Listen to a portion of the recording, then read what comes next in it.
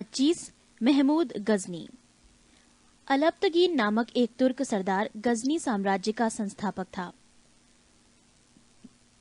अलब्तगीन का गुलाम तथा दामाद सुबुक्तगीन था। महमूद गजनी सुबुक्तगीन का पुत्र था। अपने पिता के काल में गजनी खुरासान का शासक था। महमूद गजनी 27 वर्ष की अवस्था में 997 ईस्वी में गद्दी पर बैठा। बगदाद का खलीफा अल आदिर बिल्लाह ने महमूद गजनी के पद को मान्यता प्रदान करते हुए उसे यमीन उद दौला तथा यमीन उल मिल्लाह की उपाधि दी। महमूद गजनी ने भारत पर 17 बार आक्रमण किया। महमूद गजनी ने भारत पर पहला आक्रमण 1001 ईस्वी में किया था। यह आक्रमण शाही राजा जयपाल के विरुद्ध था। इसमें जयपाल की पराजय हुई थी। महमूद गजनी का 1008 ईस्वी में नगरकोट के विरुद्ध हमले को मूर्तिवाद के विरुद्ध पहली महत्वपूर्ण जीत बताई जाती है। महमूद गजनी ने थानेसर के चक्र स्वामिन की कांस्य निर्मित आदमकद प्रतिमा को गजनी भेजकर रंगभूमि में रखवाया। महमूद गजनी का सबसे चर्चित आक्रमण 1024 ईस्वी में सोमनाथ मंदिर सौराष्ट्र पर हुआ।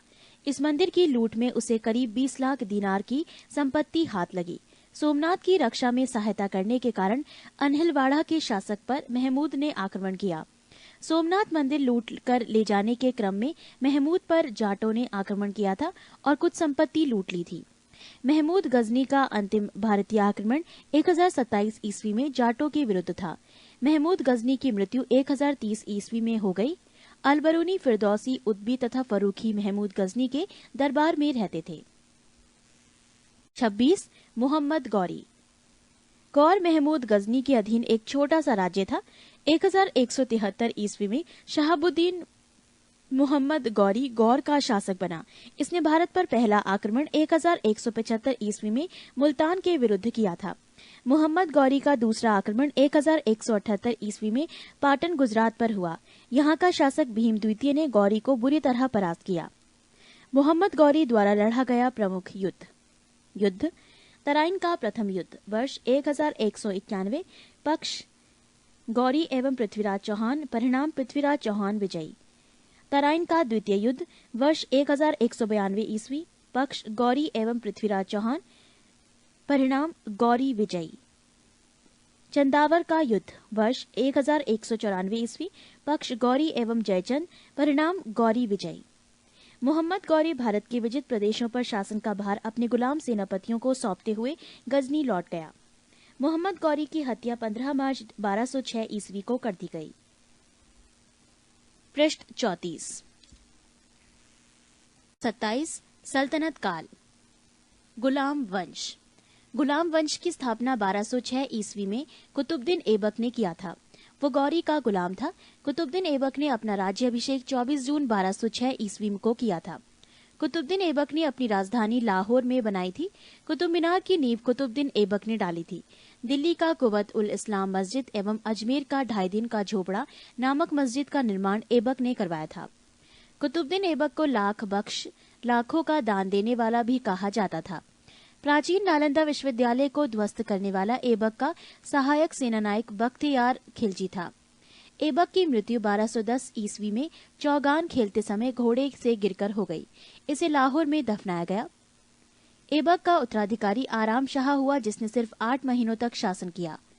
आराम शाह की हत्या करके इल्तुतमिश 1211 ईस्वी में दिल्ली की गद्दी पर बैठा।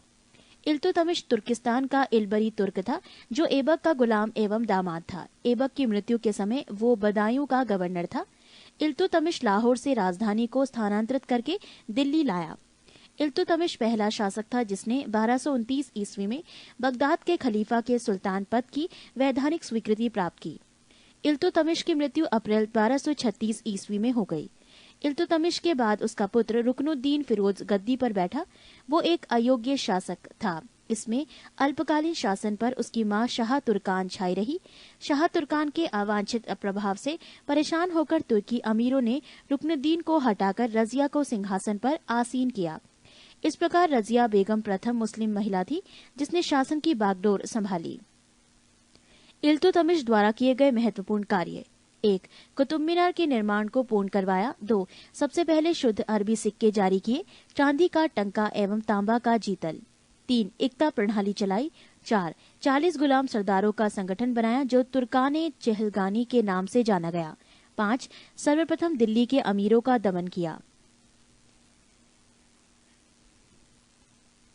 रजिया ने पर्दा प्रथा को त्याग कर तथा पुरुषों की तरह चोगा, काबा एवं कुल्हा, टोपी पहनकर राजदरबार में खुले मुंह से जाने लगी।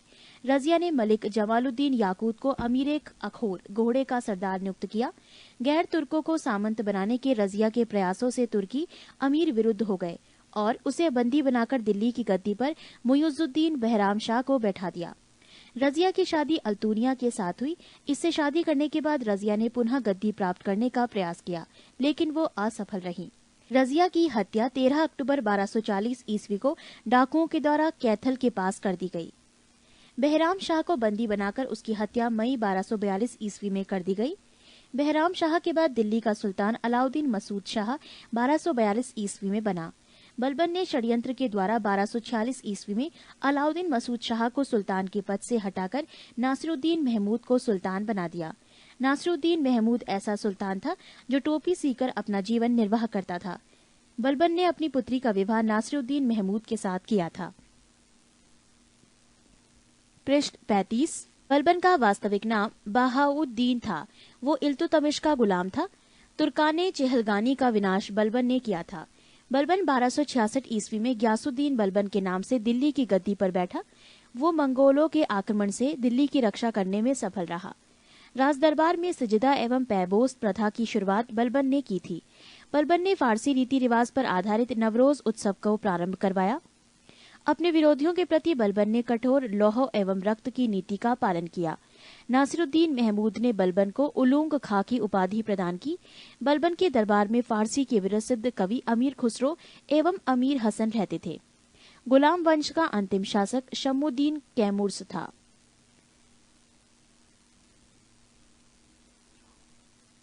अमीर खुसरो का मूल नाम मोहम्मद हसन था। उसका जन्म पटियाली पश्चिमी उत्तर प्रदेश के बदायूं के पास में 1253 ईस्वी में हुआ था। खुसरो प्रसिद्ध सूफी संत शेख निजामुद्दीन औलिया के शिष्य थे। वो बलबन से लेकर मोहम्मद तुगलक तक दिल्ली सुल्तानों के दरबार में रहे। इन्हें तूतिए हिंद, भारत का तोता के नाम से भी जाना जाता है। सितार एवं तबले के आविष्कार का श्रेय अमीर खुसरो को ही दिया जाता है। खिलजी वंश 1290 से 1320 ईस्वी। गुलाम वंश के शासन को समाप्त कर 13 जून 1290 ईस्वी को जलालुद्दीन फिरोज खिलजी ने खिलजी वंश की स्थापना की। इसने किला खेरी को अपनी राजधानी बनाया।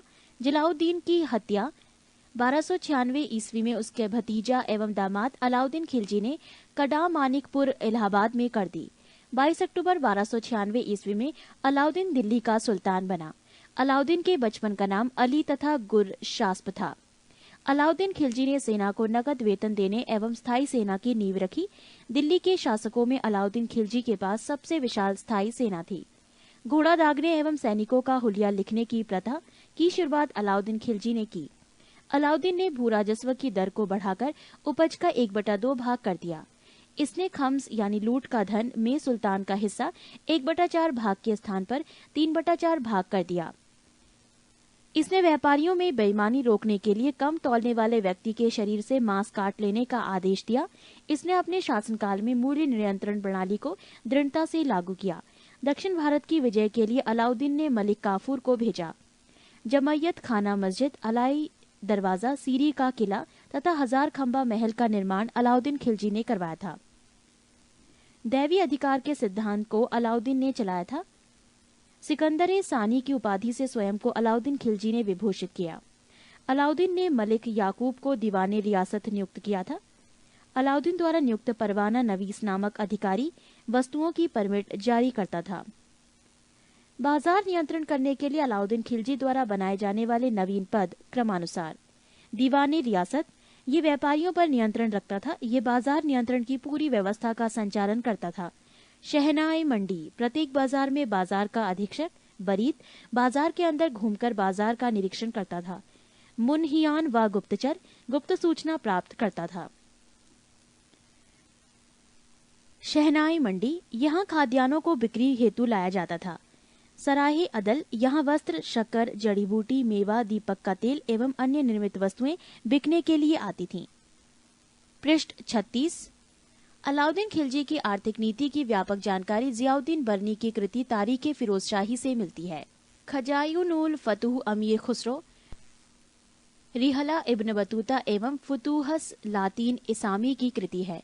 मूल्य नियंत्रण को सफल बनाने में मुहतसिब, सेंसर एवं नाजीर नापतौल अधिकारी की महत्वपूर्ण भूमिका थी। राजस्व सुधारों के अंतर्गत अलाउद्दीन ने सर्वप्रथम मिल्क, इनाम एवं वक्फ के अंतर्गत दी गई भूमि को वापस लेकर उसे खालसा भूमि में बदल दिया। अलाउद्दीन खिलजी के द्वारा लगाए जाने वाले दो नवीन कर थे। एक चराई कर, दुधारू पशुओं पर लगाया जाता। दो गढ़ी कर, घरों एवं झोपड़ी पर लगाया जाता था। अलाउद्दीन खिलजी की मृत्यु 5 जनवरी 1316 ईस्वी को हो गई। कुतुबुद्दीन ए मुबारक खिलजी 1316 ईस्वी को दिल्ली के सिंहासन पर बैठा। इसने नग्न स्त्री पुरुष की संगत पसंद थी। मुबारक खिलजी कभी कभी राज दरबार में स्त्रियों का वस्त्र पहनकर आ जाता था। बरनी के अनुसार मुबारक कभी कभी नग्न होकर दरबारियों के बीच दौड़ा करता था। मुबारक खान ने खलीफा की उपाधि धारण की थी। मुबारक के वजीर खुसरो खान ने 15 अप्रैल 1320 ईस्वी को उसकी हत्या कर दी और स्वयं दिल्ली के सिंहासन पर बैठा। खुसरो खान ने पैगंबर के सेनापति की उपाधि धारण की।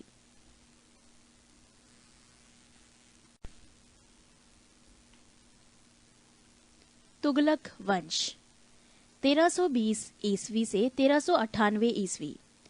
5 सितंबर 1320 ईस्वी को खुसरो खां को पराजित करके गाजी मलिक या तुगलक वंश गाजी गयासुद्दीन तुगलक के नाम से 8 सितंबर 1320 ईस्वी को दिल्ली के सिंहासन पर बैठा। गयासुद्दीन तुगलक ने करीब 29 बार मंगोल आक्रमण को विफल किया। गयासुद्दीन ने अलाउद्दीन के समय के लिए किए गए अमीरों की भूमि को पुनः लौटा दिया। इसने सिंचाई के लिए कुएं एवं नहरों का निर्माण करवाया। संभवतः नहरों का निर्माण करने वाला गयासुद्दीन प्रथम शासक था। गयासुद्दीन तुगलक ने दिल्ली के समीप स्थित पहाड़ियों पर तुगलकाबाद नाम का एक नया दुर्ग को 56 कोट के नाम से भी जाना जाता है। गयासुद्दीन तुगलक की मृत्यु 1325 ईस्वी में बंगाल के अभियान से लौटते समय जूना खां द्वारा निर्मित लकड़ी के महल में दबकर हो गई। गयासुद्दीन के बाद जूना खां मोहम्मद बिन तुगलक के नाम से दिल्ली के सिंहासन पर बैठा। मध्यकालीन सभी सुल्तानों में मोहम्मद तुगलक सर्वाधिक शिक्षित, विद्वान एवं योग्य व्यक्ति था। मोहम्मद बिन तुगलक को अपनी सनक भरी योजनाओं, क्रूर कृतियों एवं दूसरे के सुख दुख को प्रति उपेक्षा भाव रखने के कारण स्वप्नशील, पागल एवं रक्त पिपासु कहा गया। मोहम्मद बिन तुगलक ने कृषि के विकास के लिए अमीर कोही नामक एक नवीन विभाग की स्थापना की। मोहम्मद बिन तुगलक ने अपनी राजधानी दिल्ली से देवगिरी में स्थानांतरित की और इसका नाम दौलताबाद रखा। सांकेतिक मुद्रा के अंतर्गत मोहम्मद बिन तुगलक ने पीतल फरिश्ता के अनुसार, तांबा बरनी के अनुसार धातुओं के सिक्के चलवाए, जिनका मूल्य चांदी के रुपया टंका के बराबर होता था। मोहम्मद बिन तुगलक द्वारा क्रियान्वित 4 योजनाएं क्रमशः: 1. दोआब क्षेत्र में कर वृद्धि 1326 से 1327 ईस्वी। 2. राजधानी परिवर्तन 1326 से 27 ईस्वी। 3. सांकेतिक मुद्रा का प्रचलन 1329 से 1330 ईस्वी। 4. खुरासन एवं कराचल का अभियान। पृष्ठ 37। अफ्रीकी यात्री इब्न बतूता लगभग 1333 ईस्वी में भारत आया। सुल्तान ने इसे दिल्ली का काजी नियुक्त किया। 1342 ईस्वी में सुल्तान ने इसे अपने राजदूत के रूप में चीन भेजा। इब्न बतूता की पुस्तक रेहला में मोहम्मद तुगलक के समय की घटनाओं का वर्णन है। इसने अपनी पुस्तक में विदेशी व्यापारियों के आवागमन, डाक चौकियों की स्थापना यानी डाक व्यवस्था एवं गुप्तचर व्यवस्था के बारे में लिखा है। मोहम्मद बिन तुगलक की मृत्यु 20 मार्च 1351 ईस्वी को सिंध जाते समय थट्टा के निकट गोडाल में हो गई। मोहम्मद बिन तुगलक के शासनकाल में दक्षिण में हरिहर एवं बुक्का नामक 2 भाइयों ने 1336 ईस्वी में स्वतंत्र राज्य विजयनगर की स्थापना की। महाराष्ट्र में अलाउद्दीन बहमन शाह ने 1347 ईस्वी में स्वतंत्र बहमनी राज्य की स्थापना की। मोहम्मद बिन तुगलक की मृत्यु पर इतिहासकार बरनी लिखता है, अंततः लोगों को उससे मुक्ति मिली और उसे लोगों से। मोहम्मद बिन तुगलक शेख अलाउद्दीन का शिष्य था। वो सल्तनत का पहला शासक था जो अजमेर में शेख मोइनुद्दीन चिश्ती की दरगाह और बहराइच में सालार मसूद गाजी के मकबरे में गया। मोहम्मद बिन तुगलक ने बदायूं में मीरन मुलहिम, दिल्ली में शेख निजामुद्दीन औलिया, मुल्तान में शेख रुकनुद्दीन, अजुधन में शेख मुल्तान आदि संतों की कब्र पर मकबरे बनवाए। फिरोज तुगलक का राज्याभिषेक ठट्टा के नजदीक 20 मार्च 1351 ईस्वी को हुआ। पुनः फिरोज का राज्याभिषेक दिल्ली में अगस्त 1351 ईस्वी को हुआ। खलीफा द्वारा इसे कासिम अमीर उल मोममीन की उपाधि दी गई। राजस्व व्यवस्था के अंतर्गत फिरोज ने अपने शासनकाल में 24 कष्टदायक करों को समाप्त कर केवल 4 कर खराज, लगान, खुम्स, युद्ध में लूट का माल, जजिया एवं जकात को वसूल करने का आदेश दिया। फिरोज तुगलक ब्राह्मणों पर जजिया लागू करने वाला पहला मुसलमान शासक था। फिरोज तुगलक ने एक नया कर, सिंचाई कर भी लगाया, जो उपज का 1/10 भाग था। फिरोज तुगलक ने 5 बड़ी नहरों का निर्माण करवाया। फिरोज तुगलक ने 300 नए नगरों की स्थापना की। इनमें हिसार, फिरोजाबाद, दिल्ली, फतेहाबाद, जौनपुर, फिरोजपुर प्रमुख है। इसके प्रशासन काल में खिजराबाद, टोपरा गांव एवं मेरठ से अशोक के 2 स्तंभों को लाकर दिल्ली में स्थापित किया गया। सुल्तान फिरोज तुगलक ने अनाथ मुस्लिम महिलाओं, विधवाओं एवं लड़कियों की सहायता के लिए एक नए विभाग दीवाने खैरात की स्थापना की। सल्तनत कालीन सुल्तानों के शासनकाल में सबसे अधिक दासों की संख्या करीब 1,80,000 फिरोज तुगलक के समय थी। दासों की देखभाल के लिए फिरोज ने एक नए विभाग दीवाने बंदगान की स्थापना की। इसने सैन्य पदों को वंशानुगत बना दिया। इसने अपनी आत्मकथा फतुहाते फिरोजशाही की रचना की। इसने जियाउद्दीन बर्नी एवं शम्से सिराज अफीफ को अपना संरक्षण प्रदान किया। इसने ज्वालामुखी मंदिर के पुस्तकालय से लूटे गए 1300 ग्रंथों में से कुछ को फारसी में विद्वान अपाउद्दीन द्वारा दलायते फिरोजशाही नाम से अनुवाद करवाया। इसने चांदी एवं तांबे के मिश्रण से निर्मित सिक्के भारी संख्या में जारी करवाए, जिसे अद्वा एवं विक कहा जाता था। फिरोज तुगलक की मृत्यु सितंबर 1388 ईस्वी में हो गई। फिरोज काल में निर्मित खाने जहां तेलंगानी के मकबरा की तुलना जेरूसलम में निर्मित उमर के मस्जिद से की जाती है। पृष्ठ 38। सुल्तान फिरोज तुगलक ने दिल्ली के कोटला फिरोज शाह दुर्ग का निर्माण करवाया। तुगलक वंश का अंतिम शासक नासिरुद्दीन महमूद तुगलक था। इसका शासन दिल्ली से पालम तक ही रह गया था। तैमूर लंग ने सुल्तान नासिरुद्दीन मोहम्मद तुगलक के समय 1398 में दिल्ली पर आक्रमण किया। नासिरुद्दीन के समय ही मलिक कुशशर्क पूर्वाधिपति की उपाधि एक हिजड़ा मलिक सरवर ने जौनपुर में एक स्वतंत्र राज्य की स्थापना की। सैयद वंश 1414 से 1451 ईस्वी। सैयद वंश का संस्थापक था खिज्र खां। इसने सुल्तान की उपाधि न धारण कर अपने को रैयत ए आला की उपाधि से ही खुश रखा। खिज्र खां तैमूर लंग का सेनापति था। भारत से लौटते समय तैमूर लंग ने खिज्र खां को मुल्तान, लाहौर एवं दीपालपुर का शासक नियुक्त किया। खिज्र खां नियमित रूप से तैमूर के पुत्र शाहरुख को कर भेजा करता था। खिज्र खां की मृत्यु 20 मई 1421 ईस्वी में हो गई। खिज्र खां के पुत्र मुबारक खां ने शाह की उपाधि धारण की थी। याहिया बिन अहमद सरहिंदी को मुबारक शाह का संरक्षण प्राप्त था। इसकी पुस्तक तारीख मुबारक शाही में सैयद वंश के विषय में जानकारी मिलती है। यमुना के किनारे मुबारकबाद की स्थापना मुबारक शाह ने की थी। सैयद वंश का अंतिम सुल्तान अलाउद्दीन आलम शाह था। सैयद वंश का शासन करीब 37 वर्षों तक रहा। लोदी वंश 1451 से 1526 ईस्वी। लोदी वंश का संस्थापक बहलोल लोदी था। वो 19 अप्रैल 1451 ईस्वी को बहलोल शाहगाजी की उपाधि से दिल्ली के सिंहासन पर बैठा। दिल्ली पर प्रथम अफगान राज्य की स्थापना का श्रेय बहलोल लोदी को दिया जाता है।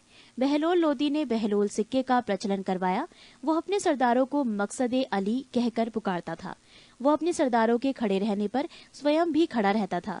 बहलोल लोदी का पुत्र निजाम खां 17 जुलाई 1489 ईस्वी में सुल्तान सिकंदर शाह की उपाधि से दिल्ली के सिंहासन पर बैठा। 1504 ईस्वी में सिकंदर लोदी ने आगरा शहर की स्थापना की। भूमि के लिए मापन के प्रामाणिक पैमाना गजे सिकंदरी का प्रचलन सिकंदर लोदी ने किया। गुलरुखी शीर्षक से फारसी कविताएं लिखने वाला सुल्तान सिकंदर लोदी था।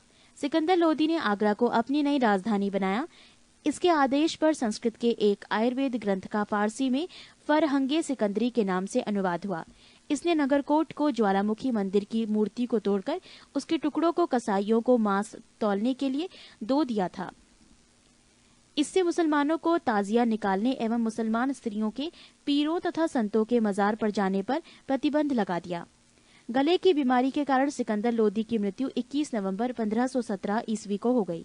इसी दिन इसका पुत्र इब्राहिम शाह की उपाधि से आगरा के सिंहासन पर बैठा। 21 अप्रैल 1526 ईस्वी को पानीपत के प्रथम युद्ध में इब्राहिम लोदी बाबर से हार गया। इस युद्ध में वो मारा गया। बाबर को भारत पर आक्रमण के लिए निमंत्रण पंजाब के शासक दौलत खान लोदी एवं इब्राहिम लोदी के चाचा आलम खान ने दिया था। मोट की मस्जिद का निर्माण सिकंदर लोदी के वजीर द्वारा करवाया गया था। पृष्ठ 39। सल्तनत कालीन शासन व्यवस्था। केंद्रीय प्रशासन का मुखिया सुल्तान बलबन एवं अलाउद्दीन के समय अमीर प्रभावहीन हो गए। अमीरों का महत्व चरमोत्कर्ष पर था। लोदी वंश के शासनकाल में सल्तनत काल में मंत्रिपरिषद को मजलिस-ए खलवत कहा गया। मजलिस-ए खास में मजलिस-ए खलवत की बैठक होती थी। बारे खास, इसमें सुल्तान सभी दरबारियों, खानों, अमीरों, मालिकों और अन्य रईसों को बुलाता था। बारे आजम, सुल्तान राजकीय कार्यों का अधिकांश भाग पूरा करता था। मंत्री एवं उससे संबंधित विभाग। 1. वजीर, प्रधानमंत्री, राजस्व विभाग का प्रमुख। 2. मुशारिफे मुमालिक, महालेखाकार, प्रांतों एवं अन्य विभागों से प्राप्त आय एवं व्यय का लेखा जोखा। मजूमदार, उधार लिए धन का हिसाब रखना। 4. खजीन, कोषा अध्यक्ष। 5. आरिजे मुमालिक, दीवाने अर्ज अथवा सैन्य विभाग का प्रमुख अधिकारी। 6. सदरोस सदूर, धर्म विभाग एवं दान विभाग का प्रमुख। 7. काजी उल कजात, सुल्तान के बाद न्याय का सर्वोच्च अधिकारी। 8. बरीदे मुमालिक, गुप्तचर विभाग की प्रमुख अधिकारी। 9. वकीले दर, सुल्तान की व्यक्तिगत सेवाओं की देखभाल करता था। 10. दीवाने खैरात, दान विभाग। 11. दीवाने बंदगान, दास विभाग। 12. दीवाने इस्तिहाक, पेंशन विभाग। दीवाने मुस्तखराज, वित्त विभाग, बनाने वाला सुल्तान अलाउद्दीन खिलजी। दीवाने कोही, कृषि विभाग, मोहम्मद बिन तुगलक। दीवाने अर्ज, सैन्य विभाग, बलबन। दीवाने बंदगान, फिरोज शाह तुगलक। दीवाने खैरात, फिरोज शाह तुगलक। दीवाने इस्तिहाक, फिरोज शाह तुगलक। दिल्ली सल्तनत अनेक प्रांतों में बटा हुआ था, जिसे इक्ता या सूबा कहा जाता था। यहाँ का शासन नायब या वली या मुक्ति द्वारा संचालित होता था। इक्ताओं को शिको जिलों में विभाजित किया गया था, जहाँ का प्रमुख अधिकारी शिकदार होता था, जो एक सैनिक अधिकारी था। शिकों को परगनों में विभाजित किया गया था। आमिल परगने का मुख्य अधिकारी था और मुशारिफ लगान को निश्चित करने वाला अधिकारी। एक शहर या 100 गांवों के शासन की देखरेख अमीर सदा नामक अधिकारी करता था। प्रशासन की सबसे छोटी इकाई ग्राम होता था। सुल्तान की स्थायी सेना को खास खेल नाम दिया गया था। मंगोल सेना के वर्गीकरण की दशमलव प्रणाली को सल्तनतकालीन सैन्य व्यवस्था का आधार बनाया गया था। राजस्व कर व्यवस्था।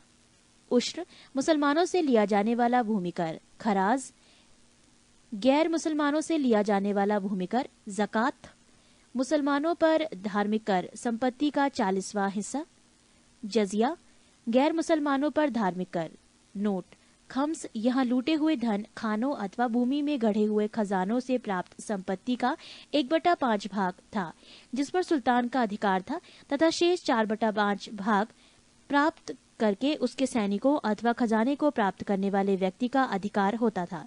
परंतु फिरोज तुगलक को छोड़कर अन्य सभी शासकों ने 4/5 हिस्सा स्वयं अपने लिए रखा।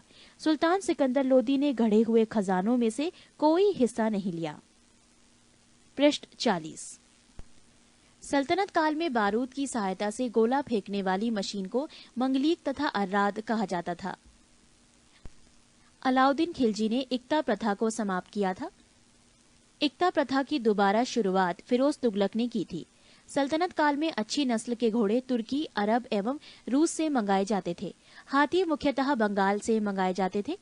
सल्तनत कालीन कानून शरीयत, कुरान एवं हदीस पर आधारित था। मुस्लिम कानून के 4 महत्वपूर्ण स्रोत थे: कुरान, हदीस, इजमा एवं कयास। 10 अश्वारोही बराबर 1 सरेखेल, 10 सरेखेल बराबर 1 सिपह सालार, 10 सिपह सालार बराबर 1 अमीर, 10 अमीर बराबर 1 मलिक, 10 मलिक बराबर 1 खान। सुल्तान सप्ताह में 2 बार दरबार में न्याय करने के लिए उपस्थित होता था। सल्तनत काल में लगान निर्धारित करने की मिश्रित प्रणाली को मुक्ताई कहा गया है। भूमि की नाप जोख करने के बाद क्षेत्रफल के आधार पर लगान का निर्धारण मसाहत कहलाता था। इसकी शुरुआत अलाउद्दीन ने की थी। पूर्णतः केंद्र के नियंत्रण में रहने वाली भूमि खालसा भूमि कहलाती थी। अलाउद्दीन ने दान दी गई अधिकांश भूमि को छीनकर खालसा भूमि में परिवर्तित कर दिया। देवल सल्तनत काल में अंतर्राष्ट्रीय बंदरगाह के रूप में प्रसिद्ध था। स्थान और प्रसिद्धि के कारण सरस्वती अच्छी किस्म के चावल के लिए, अनहीवाड़ा व्यापारियों का तीर्थ स्थल के रूप में, सदगांव रेशमी रजाइयों के लिए, आगरा नील उत्पादन के लिए, बनारस सोने चांदी एवं जड़ी काम के लिए। कलचुरी चेदी राजवंश। कलचुरी वंश का संस्थापक कोक्कल था। इसकी राजधानी त्रिपुरी थी। कलचुरी वंश का एक शक्तिशाली शासक गांग्य देव था, जिसने विक्रमादित्य की उपाधि धारण की। पूर्व मध्यकाल में स्वर्ण सिक्कों के विलुप्त हो जाने के पश्चात इन्होंने सर्वप्रथम इसे प्रारंभ करवाया। कलचुरी वंश सबसे महान शासक कर्णदेव था, जिसने कलिंग पर विजय प्राप्त की और त्रिकलिंगाधिपति की उपाधि धारण की। प्रसिद्ध कवि राजशेखर कलचुरी दरबार में ही रहते थे। सिसोदिया वंश। सिसोदिया वंश के शासक अपने को सूर्यवंशी कहते थे। सिसोदिया वंश के शासक मेवाड़ पर शासन करते थे। मेवाड़ की राजधानी चित्तौड़ थी। अपने विजयों के उपलक्ष्य में विजय स्तंभ का निर्माण राणा कुंभा ने चित्तौड़ में करवाया। खतौली का युद्ध 1518 ईस्वी में राणा सांगा एवं इब्राहिम लोदी के बीच हुआ। पृष्ठ 33। मध्यकालीन भारत। 24। भारत पर अरबों का आक्रमण। मोहम्मद बिन कासिम के नेतृत्व में अरबों ने भारत पर पहला सफल आक्रमण किया। अरबों ने सिंध पर 712 ईस्वी में विजय पाई थी। अरब आक्रमण के समय सिंध पर दाहिर का शासन था। भारत पर अरब वासियों के आक्रमण का मुख्य उद्देश्य धन दौलत लूटना तथा इस्लाम धर्म का प्रचार प्रसार करना था।